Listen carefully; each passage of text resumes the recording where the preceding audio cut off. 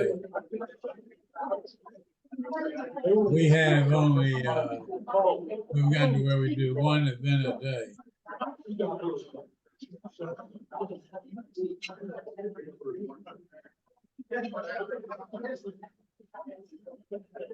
I guess they're recording us now.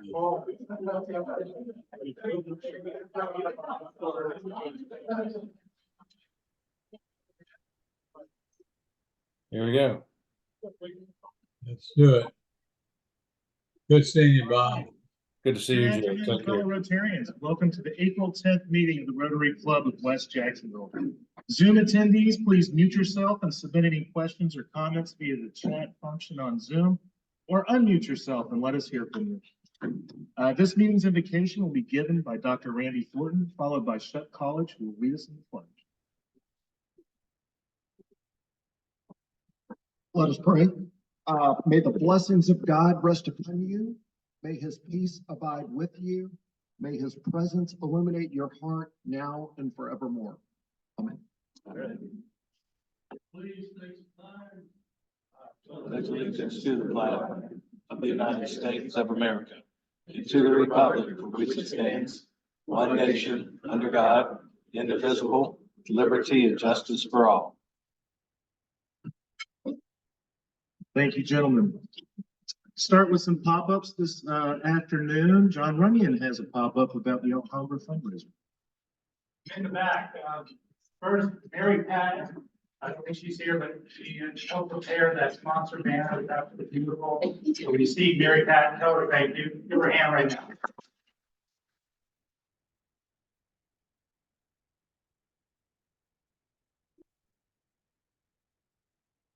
Ticket holder, sponsor, you did get a hat a couple weeks ago. Also, we're still selling these monthly hats for $20. It's on that table, but if you're looking hats, if you want more, let me know, or Patty will sign you up. And we just finished our accounting. We actually have 2 tickets. I did mention 2 weeks ago that we had sold out. So we sold 152 out of 154. 2 tickets left. That's it. And if anybody is interested, they're $100 each. You get a drink with that, so it's a great deal. Please let Patty or I know. If I get a lot of requests, I can keep run that place up to bottom. All right, thank you very much, John. Can't underscore enough what a tremendous job you and your committee have done. It's going to be a great time. Also, RLI, and for you newer Rotarians, RLI stands for Rotary Leadership Institute. It's coming up in Palm Coast on April 20th. It is an absolutely outstanding opportunity to learn more about the organization and the foundation and the purpose of Rotary, its history, a lot of very good things that come out of RLI, the Rotary Leadership Institute. Again, that will be in Palm Coast on April 20th. Also upcoming is our district assembly and district conference on May 3rd and 4th. I believe that's going to be at UNF, so it's going to be local to us, very convenient. It is another wonderful opportunity to hear about the upcoming initiatives and different programs that Rotary has to offer. I would encourage certainly everybody that is in leadership to make it there. And once again, if you are a newer Rotarian and are interested in learning more about the organization, it is a tremendous opportunity. Now you can register for all of these things on the DACTB calendar, or you can get with Patty, one or the other. So again, District Assembly, May 3rd and May 4th at UNF. Next week is going to be the Youth Awards, and we're really looking forward to such a tremendous job that Dr. Thornton does with that.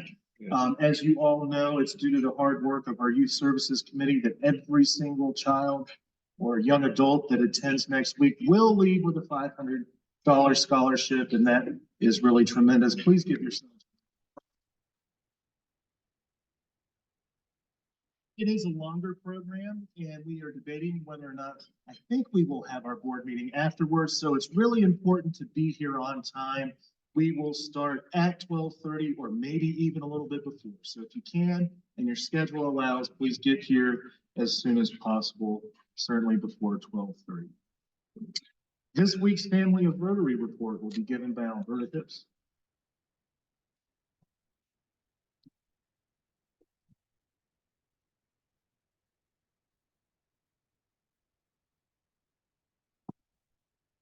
President, today I want to have us congratulate Carter Rosenblum on his 14th wedding anniversary. It's today. And let's wish belated birthday wish to Josh Harrison, who had a birthday right on Sunday. I hope it was a good day. And Gigi Carroll, I talked with her, and she said that things were about the same with our dear friend. And so just keep him in prayers. He's sleeping a lot these days. And Raul Sharma's father is recovering from a lung operation as in Mayo Hospital. And as you know, he also had some cardiac problems earlier on. So please keep him in your prayers. Thank you.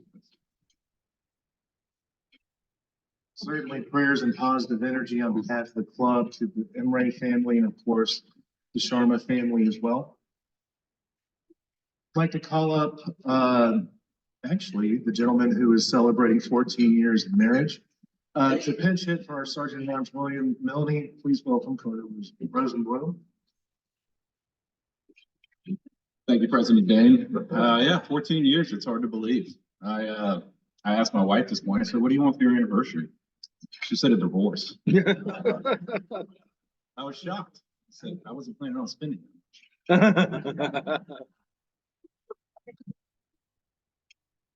That was good. That was good. I would like to introduce a few guests that we have today. I'll come around the room with the mic. Alberta Hips has some guests for her today. Thank you, Carter.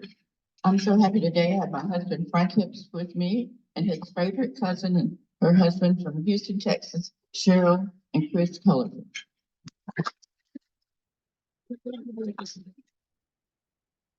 And not as much a visiting guest, but a soon-to-be new Rotarian, Nina Sasser. I have my son Lee Sasser with me today. He works for J.L. Smith Group as a certified financial planner.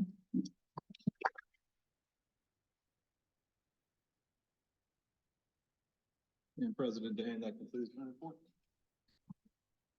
All right, thank you, Carter. I'd like to call up President-elect Tim Johnson to introduce today's speaker.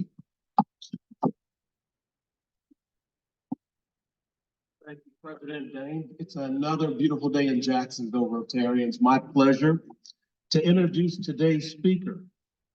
Now, Donna has lived in Jacksonville since 1984. She's married with 3 grown children, 3 stepchildren, and 3 grandchildren. She loves the beach. She loves the mountains. But her heart breaks for women who are in the cycle of addiction, exploitation, and trafficking. She works as if the hand of God were reaching through the clouds and the skies, through the waves to lift them up from the dark waters that are threatening to take them under. It all starts with a safe place where the vulnerable are to lay their head. Please join me in a warm West Jax Rotary welcome for the founder of Villages of Hope, Donna Fenchel.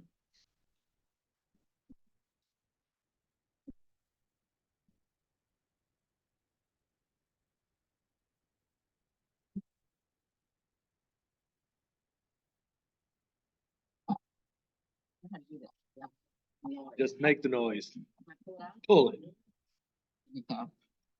Wow, that's I don't know who wrote that introduction. That was really sweet. Before I start, I do want to introduce my co-founder, Carla Sweeney, who is with me today. We will we'll get to the Q&A part. I'll let her come up and help me with the Q&A part. Sometimes we hand off the mic during the presentation, but thank you for inviting me. Thank you. It's an honor always to be in front of people and talk about an ugly subject that we have to face right here in Jacksonville, and that is sex trafficking. How many people have seen the movie Taken? All right. How about Sounds of Freedom? Yeah. Well, let me tell you something. The media does not do this problem justice because they leave us with this feeling that as in Sound of Freedom, happens overseas. Or as in Taken, that it is, dragging little girls into white vans and carting them off. And in fact, what's happening is on all those devices that you have on your tables right now that you've all nicely laid down, right, during this presentation. But that's where it's happening. It's happening on our phones and our iPads and our computers and our devices. And they are getting into our homes and getting to our children through those things. It's a scary, scary thing. I often get asked, how do I protect my children? I'm just going to shut down the internet. Well, trust me, you can't do that because it's just, life isn't that way anymore. But what you can do is make sure your children, your grandchildren, your nieces, your nephews, they know that they have value and that they are loved. And I'll bring that back up again because I want to make sure you hear that message today, that lifting up our children, and I know that the Rotary's mission this year is children, and lifting up our children and giving them a foundation and something that they can rely on is the best thing that we can do for our kids. We can't protect them from those devices, but we can make sure they're prepared to deal with them. But I'm here to represent and talk about the Villages of Hope today. So if we'll just kind of switch to the next slide. Back in 2018, my heart started breaking and realizing how big this problem really was. That year that they reported there were approximately 300,000 children that were trafficked in the United States. It's not people being brought across our borders. That's our children. That's children that are still living in their homes, runaways, vulnerable populations. And at that point, there were right at 1,000 beds across the United States for these children. But I, like everybody else, thought that the problem really was a bigger problem overseas. So I spent a year traveling around, and I went to Costa Rica and Belize, and I was going to go do something big in one of those countries as when I retired. And I always say that God's sense of humor has a great sense of humor, because as I stood on 450 acres in Costa Rica, which overlooked the waterfalls and the mangrove groves, what I didn't know is that he had an acre on the west side of Jacksonville that he wanted me to come back and do something. So that's where we are. We're probably less than a few miles from this location, actually, where we will actually be creating the homes for women that have been trafficked and girls that have spent a life being exploited sexually. So one of the things we do, and I did not bring a candle with me today, but we normally light a candle. So if you kind of close your eyes and imagine lighting a candle, we light a candle at almost every event we go to just signify that our mission is to light the way home for girls that are looking for a way home. So as I talked about, it's not what you see on TV, trafficking. It's important to understand the definition of trafficking. And I'll apologize to people on Zoom that I roam around a lot, but hopefully I'm not distracting them too much. But the definition of trafficking is any kind of sexual exploitation or commercial sex that involves force, fraud, or coercion. And in the case that they are under the age of 18, it doesn't even have to involve force, fraud, or coercion. And if you think about it, there's all kinds of sex trafficking definitions out there. There's Romeoing, there is survival sex, but anything that exchanges something of value for sex with a minor is considered trafficking. So I talked about the numbers already. Over 16,000 cases reported out to the national hotline, which was manned by a company called the Polaris Project. They monitor a national hotline, and I have that number in my presentation. I think it's someplace, but it's a number that you ought to know. It's 888-3737-888. It's an easy number to memorize. And that is a number where you can report anything from that you see that is suspicious, which we'll talk about in a minute. Right? You can see from that heat map up there, you can see Florida. And you can see that Florida is a nice little hot mess. right? Red and yellow, and you can see our town up there, which is the reddest, right? So Florida is the third largest state for cases of sex trafficking. And Jacksonville is third in the state of Florida. So I'm the one that thought it was a problem overseas, right? Come to find out, no, it's a problem in my own hometown. The year that I started doing the research, I was interviewing different organizations that are in this fight. And one organization that I interviewed, just one, had rescued 57 women off the street that year. And there were 4 beds for those survivors to have right here in their hometown. That just, it broke my heart. And I, like you, probably thought, well, what about this organization? And what about this organization? They have beds. So you have to understand that a survivor, somebody that has been trafficked, needs a bed for about 2 years while they go through a healing process. And there are very few organizations that can provide that kind of length of time in a safe place. So during that search, I was doing lots of research, and someone introduced me to Carla. I'll tell you a little bit about her because she's an amazing woman. She has been running sober living for women for many, many years right here in Jacksonville. And when I met her, our hearts just blended together, and we knew that together we could do something. She knew that there's an 84% crossover between addiction, alcoholism, and sexual exploitation. And do the traffickers get the woman hooked on drugs so that they can keep, performing their services? Or are they hooked on drugs and then they get caught up in the world of the life of trafficking to support their habit? It doesn't really matter. It's an 84% crossover. And we need to be able to treat and give the woman the services that they need holistically. One of the first things we found out is there's no one size fits all, right? Every woman comes into our program and needs something unique and different. So there's another organization here in town, and we partner with about 4 or 5 different organizations here in town because we believe that this is a bigger fight, and it's going to take all of us together to actually do something about it. And one of the organizations has a hotline where they actually communicate with the women that are on the streets. And they have found that 90% of women that are leading a life on the street, right, would get out of the sex trade if they knew how, or if they knew that there was a viable option for them. That's a staggering statistic to know that they don't believe that there's viable options for them. I think some of these I've already talked about, but one of the important things to understand, because girls and boys are trafficked at such a young age, they don't always identify themselves as victims. They don't think that they're a victim. They think, I ran away from home, and I'm the one that got caught up in this because it's my fault.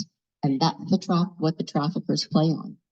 They play on the vulnerable populations. That's what I talked about earlier. The best thing you can do is build up young people.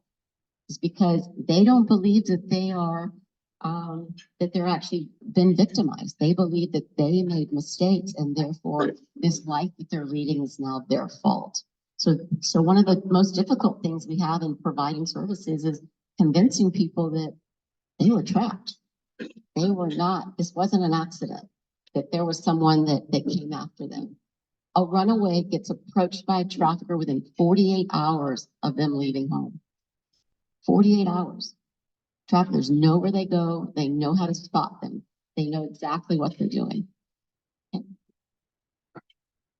Most of these numbers I've already talked about, Jacksonville being the 3rd largest in the state. It is a massive problem right here in Jacksonville. We have dedicated task forces with our Sheriff's Department and our FBI that just work on this. This is a big problem right here in our hometown. As I said, there were just 4 beds when we started this process. And I'll talk about what we are coming up on the slides. Go ahead. As I mentioned, that one of the things we do is we partner with a lot of different organizations. And when I started doing this research and first met Carla, we realized that there were a lot of organizations doing amazing work, but they were offering employment and they were offering counseling and self-esteem classes, but nobody was offering them a safe place to sleep. And most of you recognize this chart, probably took Psych 101 in college, or maybe even had it in high school, right? Years ago. This is Maslow's hierarchy of needs.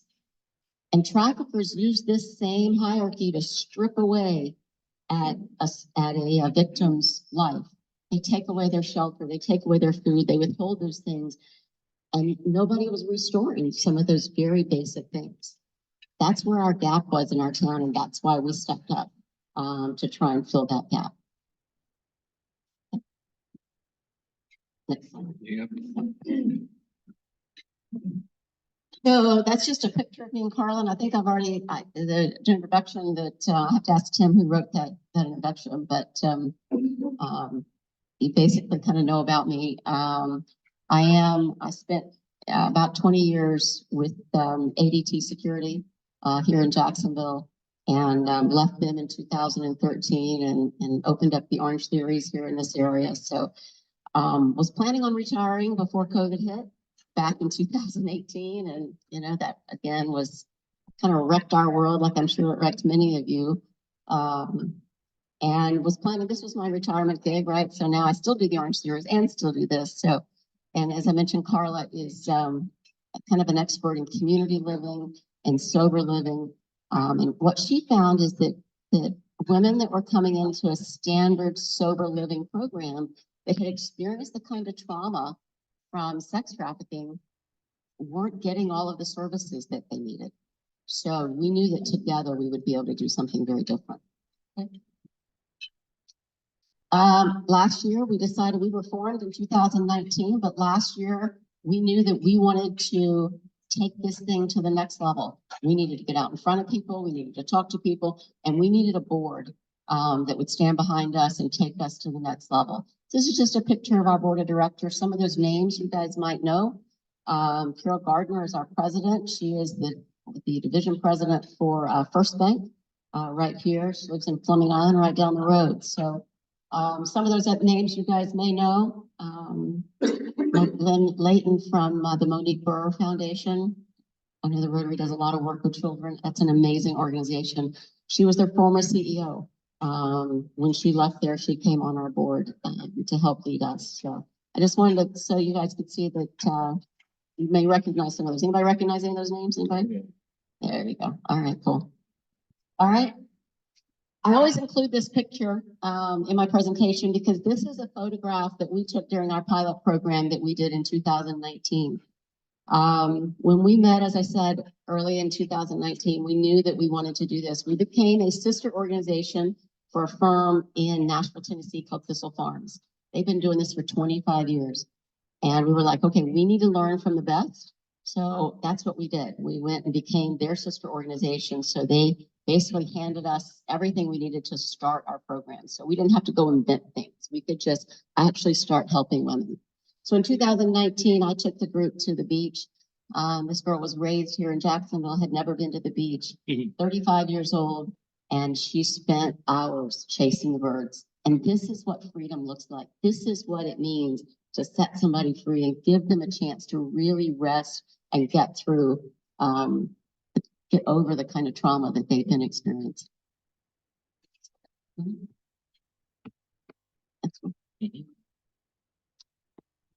So what are we? Who is Villages of Hope? What are we actually doing? So as I said, we modeled our program after Thistle Farms.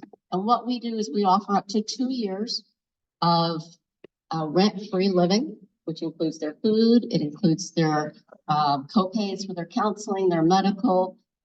We help them get on, we provide them food, we provide them food stamps. We work with other organizations, but we give them the ability to know that they have a place, a safe place to lay their head for up to 2 years.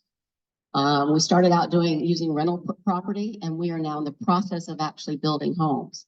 And this is where folks like the Rotary may come into play. We are working on a plan to either build them with volunteers or with working with local builders. So we are looking for those resources. We actually have a piece of land. We have an acre and a third right over off of 103rd Street. And we actually have a community center that's already been done and remodeled. And we are working now with builders to actually erect 2-bedroom homes where we won't have to pay rent. We will have those homes for free. And the plan is, it's already been approved by the city to build 14 homes on this piece of property. That's just some photos of the remodel that we did. Home was not in great shape, built in 1949, but with just volunteers and donations, we were able to turn it into a remarkable house that we currently use today with the women. So we have women in the program, even though we're using rental property. We do have women in the program going through this program and experiencing the life change that they need. Just some more pictures. Got to buy my first Sawzall and tear down a kitchen. It was exhilarating to be able to do that. If you've never done that, I recommend it. That demo day is just an amazing day when you get to do that. You can switch to the next slide. And go ahead and switch to the next one. And there's a lot of ways that if this is something that moves you, or if you want to get involved, we have a shop online. We have products that we make. And when we make products, we work with the girls and we usually hold a class. And the reason we do that is because sitting around the table has value. When you can look each other in the eye and share, and there's value in creating something with your hands and knowing that it helps you build self-esteem, it helps you understand that you've got value. So when you buy our products, you know that our products are made by our women. We're not trying to fund our program with products, just so you know. There are ways for you to know that, hey, I made a contribution. This was made by somebody who is off the street today because of this program. And it's just something for you to remember us by. The other way you can help is give, right? We have a program we call Tea for Two. Tea for Two is a monthly donation program. We ask people to make a commitment for 2 years. Why? Because we're going to keep this woman in our program for 2 years. And so we want to know when we bring someone into the program that we also have donors that are standing behind us and saying, yes, we will make sure she gets through her program. It's a great way for us to make sure that we're sustainable and we will be able to offer services throughout the life of her stay with us. So this is tied, the donations that are made through the Tea for Two program are tied individually to women that we actually bring in. We're obviously looking for capital dollars for our buildings, but that's a different kind of thing. This is our Tea for Two program. And the last way really is watch us online, follow our events. We do 4 major events a year. Pickleball, anybody? Come on, we gotta have some pickleball players in here. There you go. So we do a pickleball tournament. We'll hope to do that in spring. We do an event, we call it Light Her Way, which is just a celebration. Then we get together, nice dinner, fundraiser. And then we also do a run, which is this coming weekend, right up in Orange Park. So we'll be doing that this coming weekend. If you don't have anything to do, it's not too late to register for our 5K run. And the other one we do is a yoga day. And the Yoga for Hope is coming up in June. So we partner with lots of yoga organizations. So lots of things to attend. If you've got an interest, you can look on our website and follow that. And now it's time for questions. So usually somebody's got something burning that they're like, what about this? What about that? So love to answer some questions. Probably you want to come up? Around for anybody that's questions. One question, and I assume it's the vast majority are girls, but you mentioned young boys get trafficked too. Is there any opportunity in your program for them or no? So yes, young boys do get trafficked, and it is a growing number. And what we find is it is probably the least reported because there's such a shame attached to a young man being trafficked. So we know the number is bigger than what's getting reported because of that. In our program, we are limited to women, but we do have referrals, and we know people that are men or boy programs that we refer to. So we work with a network of folks on that because it is a problem, and it's bigger than than we think, than we know. So. So I just want to commend you on all your good work. Do you work with Rethreaded or Tim Tebow Foundation, some of the Jacksonville groups that are fighting the same thing you are? Absolutely. In fact, two of our women are in the interview process with Rethreaded's latest interview. So one of the things that when we started this program is we didn't want to reinvent things that people were already doing and doing well, right? And Rethreaded has an amazing employment program, and it's safe, right? So women, but what Rethreaded's problem was that women coming directly off the street aren't ready to go to work. They need some time to kind of get their feet under them. And so we've worked very closely with them to make sure that as our women are ready to start that process of working part-time and getting integrated into a larger group, and they get kind of, I don't want to say, they get invited to come and interview. So we also work with Hadassah's Hope. Hadassah's Hope is, they will have a strip club ministry, and they have an outreach ministry to those on the street. So they often are out on the street interviewing women and talking to women who are looking for a place to come. So we also work with them. We also work with the Dolores Bar Weaver See the Girl Foundation. Again, they offer more of those advocate services, legal services, not something that we want to partner with them for those things. We want to provide the safe place for them to lay their heads. Tim Tebow Foundation as well. Again, more of a partnering from they have beds here in Jacksonville, right? But there's just not enough. There's just, when we're done, we'll have 28 beds, and still that's not going to be enough. So we definitely work together. We refer people to each other all the time. Hi, thank you also for all that you're doing on this. I watched Sound of Freedom this summer, and you know, if you haven't seen the movie, it's worth downloading it or however you can watch it now, because you won't be able to not care about this issue. At any rate, I have a specific question. How much like to build one of those 14 houses? You know, how around figures that would cost to build one of those? So we have a commitment from the Northeast Florida Builders Association to build one of our houses. And I haven't gotten their estimate. The first estimate I got from someone was it would be somewhere between 75 and 100,000. One of the most amazing things about this piece of property that we have is that we partnered with a group called the Keeling Group, Scott and Julie Keeling, and they have gotten dozens, maybe more than a dozen, 2 dozen infrastructure people to donate all of the land development.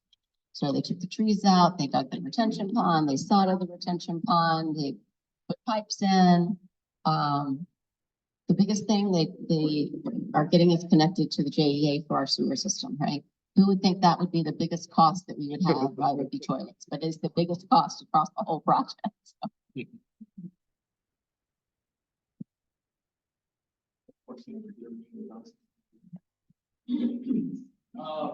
first want to commend you on the work you're doing. Focus on solutions. That heat map is kind of starting. And I couldn't figure out from the map, maybe you covered it, how much of this problem are young women being trafficked in Jacksonville versus being trafficked elsewhere, but working in Jacksonville? Can you give us a sense of where that heat is coming from? Unpopular subject. Trafficking events occur with major events, major sporting events, Georgia, Florida game, PGA, big Jacksonville games, right? Jaguar games. Trafficking increases every time we see a major influx of people coming to our city, right? So part of it is in our city, and part of it is things that we're doing in our city that grow our city and make our city amazing, right? But when those things do amazing things for us, they also bring that element, that dark element with them. So I don't have numbers to tell you. I do know that in 2018, right, just the Dolores Bar Weaver organization rescued 57 women. One organization that was in the rescue business rescued 57. almost all of those women had to be taken outside of Jacksonville to find a safe place to go. I don't know, do you have any idea? I do not have any idea on what you were gonna say next. However, I think that a lot of people in Jacksonville have heard or are aware of that the city of Jacksonville has an opioid crisis going on. That's been going on for a couple of years now. It's unfortunate, but it's happening, okay? So I keep up with those task force and what's going on downtown with that information. The zip code 32210, which is us, right? Is the top zip code annually with the fire department on the largest number of overdoses here in Jacksonville, okay? So we're definitely in the war zone. There's so many cases that are not being reported. There are so many men and women walking around the city of Jacksonville, and maybe afterwards I can point out a couple of areas of town, okay? There are still men and women out on the street in addiction, either not ready to come out of that life or they're scared to come out of that life. There's really no exact number that we can give. The numbers that Donna's talking about are just cases where it's actually been reported and something was able to be done about it, right? You hear sometimes or somebody who's in a domestic violence situation will go back to their abuser 7 times, at least 7 times. That is almost the same as pulling people out of addiction or pulling them out of their trafficking situation. It's not a one and done. You know, and it takes a process. It takes us gathering as a community to help these men and women heal, and it takes time. So there's not a definite number, but I can promise you, if I pointed out some different areas of town and you just drive by slowly, you'll be able to see exactly what I'm talking about. It's here and it's prominent if you know what you're looking for. Oh, I wanted to commend you on your personal, emotional, and internal fortitude to be able to take on such a difficult situation and immerse yourself in it and do the research. I come from the FBI organization, and I have friends and colleagues out of the Jacksonville office who worked the violation, and it either hit them one way, they were so intent on it that it changed their life and forced them to do it much more, or they ran from it. And so I can recognize what your contribution you're making. Here's my question. When you talk about the 2-year time frame that you've determined the women need to go from, you know, beginning to end and to be able to immerse, you know, intellectually, I can absolutely see that, but I was wondering what metrics did you base that on, where that 2-year time frame comes into play? You want to answer it? Or? So remember I said early on, we partnered with other organizations. We partnered with the Thistle Farms, who's been doing this for 25 years. So that is a number from them, that it's a minimum of 2 years. And so, but everybody's journey is just a little bit different, right? So could it be 19 months? Could it be 26 months? What elements of the struggle is it? So we run our phase, our program goes in 3 phases. Our first phase is what we call our rest phase. And our rest phase literally is just stop, right? Just try and catch your breath, get your feet underneath you, you know, attend our classes, attend therapy, but there's no requirements really during that rest phase, right? Go to some cooking classes and book clubs and those kind of things. As you move into the second phase, we call that our restoration phase. That's where we start talking about careers and we start talking about jobs and we start talking about part-time work, getting some freedom like their cell phones and things back. And that phase, depending on where they're at and what they need to move through that phase can take up to 18 months, right? If they're wanting to go back and get their GED or they want to go to a vocational school, we want to support that process, that education process, so that when they come out of our last phase, which is our reconnection phase, they're ready to be on their own. And that reconnection phase is where you're going to live, what are you going to do for a living, do you have a budget, how are you going to get there, answering all of those final questions of actually returning to society and not being subject to falling back into trafficking again. So that's the part that's kind of the 3 phases that we move people through. Does that kind of answer your question? Okay, perfect. You mentioned we often hear a lot of times about if you see something, you think you suspect human trafficking, call people. But I sit back and I think, what are we supposed to look for? What are some of the red flags that we would look at that we ought to call a hotline number? Sure, absolutely. So I can tell you about 2 different instances where I saw trafficking personally with my own eyes, right? One, I was sitting at a restaurant and girl comes up, scantily clad, sits down with a guy with a laptop. Didn't think anything of it, right?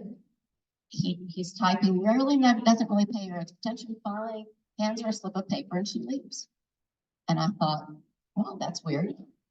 This was early on too.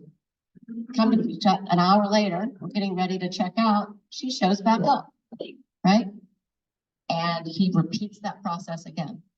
I was like, whoa, that's bizarre.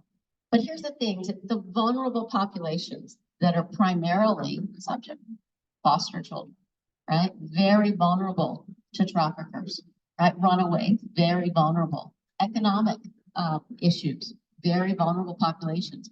But that doesn't mean that it's just those people.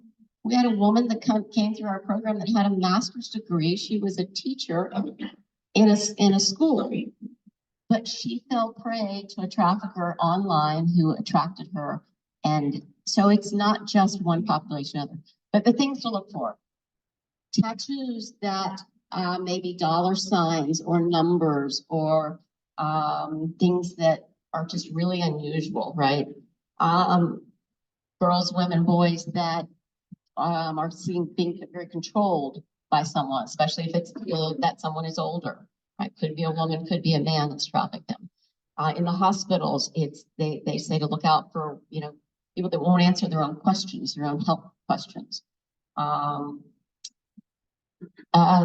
Girls suddenly having lots of expensive jewelry, right? Having her hair done or nails done inappropriately.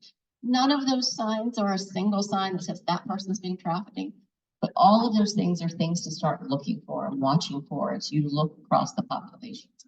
But typically, women have been trafficked. The Stockholm syndrome is real, right? And that dependency and that shutdown of their own will is a very strong thing. And usually you see that other presence that is there. The other instance I'll tell you about was just a bunch of girls I saw just hanging out. I thought they were a bunch of teenagers, chilling out. Older woman comes out and one of the girls disappears with the older woman. Half an hour later, the older woman showed up and went off with another girl. If you just saw the group of teenage girls, they were laughing, having fun. I thought this was just a group of kids out having a good time. Watching what was happening, I was able to actually see that this was actually a trafficking situation. Follow-up, did you report those instances and did law enforcement respond? The first one I did not, didn't recognize it, didn't even know the telephone number to call. And I was just like, no, it's appropriate for me to call somebody, right? The second one, I was in New Orleans where it called, but they were like, yeah, that happens. So it wasn't taken seriously. One of the things that's happened in the last few years is a lot more education for our law enforcement, our first responders on what trafficking is, what it looks like, and how to see a victim versus a perpetrator, right? What's when you see a prostitution, happening, is that actually a victim, right? No little girl grows up and wants to be a prostitute. I promise you that. So looking beyond the situation to look beyond what's actually happening. And that training is starting to happen. Thank you so much for answering our questions. Would you have one more? Thank you again for the work y'all are doing, but somewhat related to what you just said. Do you have an opportunity to go out like into the schools and things to talk to young people and maybe enlighten them and so that they don't fall victim to this sort of thing?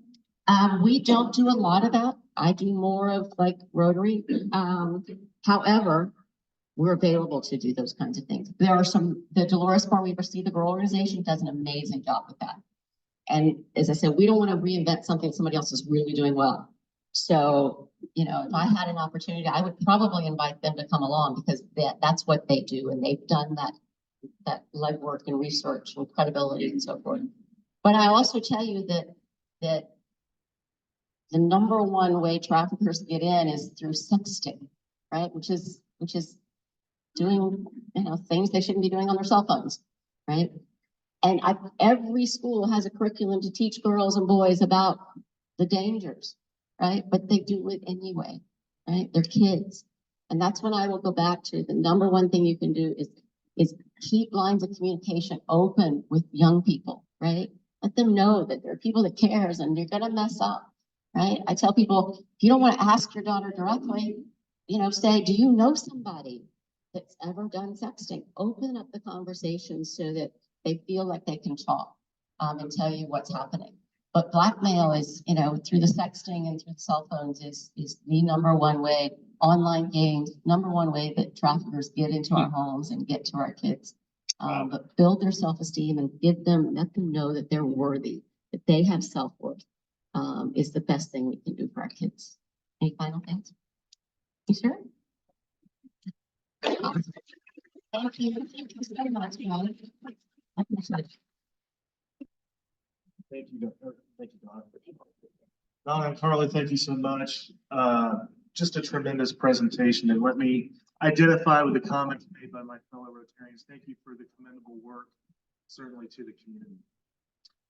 All right, so we're not going to steal your money on the drawing this week. We're at least going to do it. If I can call up Lee Davis and see if we can give away some money. I'm told that we did look. The Queen of Hearts is actually in the deck. All right, yay. So, Pastor Dane, I'd like to announce that the pot is up to $3,120. Hey. So remember, half of it goes back to the Rotary Club. So, all right, we're gonna have our drawing here. And let me see if I can see the drawing. Get out, you Carter. All right. We can get it. 068 5453. 9453. Anybody? Oh, Ed Lombard. All right. Wow. Well, there goes that pot. People have all the.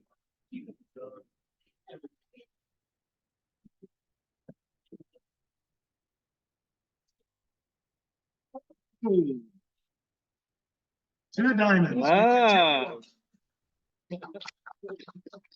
Thank you, everybody who played this afternoon. Couple of quick reminders, fellow Rotarians, before we get out of here. Again, next week is our annual Youth Awards. We are very excited about it. It's always among the very best presentations that we put on all year. If you could be here by 12:30, we are going to start as close to 12:30 on the nose as we possibly can. That being said, I'd like Mike Crumpler to lead us in the four-way test. Please join me in Rotary four-way test for the things we think, say, and do. First. Is it the truth? Second. Is it fair to all concerned? Third. Will build goodwill out of friendships? And fourth. Will be beneficial to all concerned. Thank you for all of our guests to be here today. It's a pleasure seeing everybody. Let's go make the world a better place.